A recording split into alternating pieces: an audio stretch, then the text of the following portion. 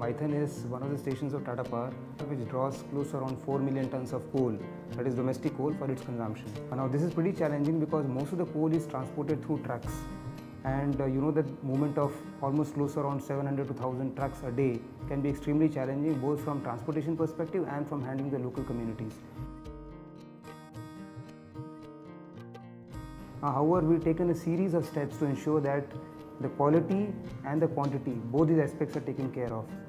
So what we've done is we've installed a coal control room which regularly monitors the movement of the trucks. We have an automated weighment system so that the coal quantity received, there are no issues with respect to that.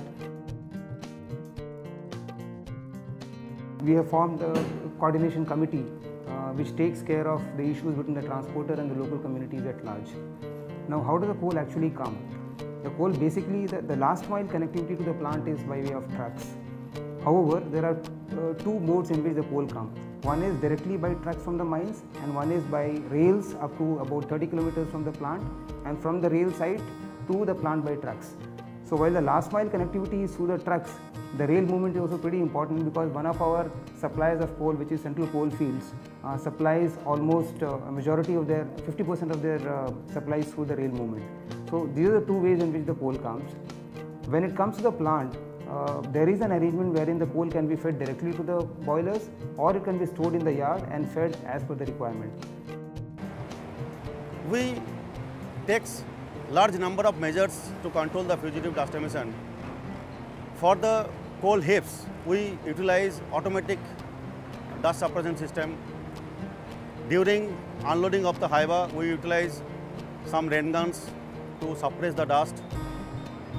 For the roads, we using dust suppression by water tanker, and mostly this water is the consumption from the surface water which is generated in CHP.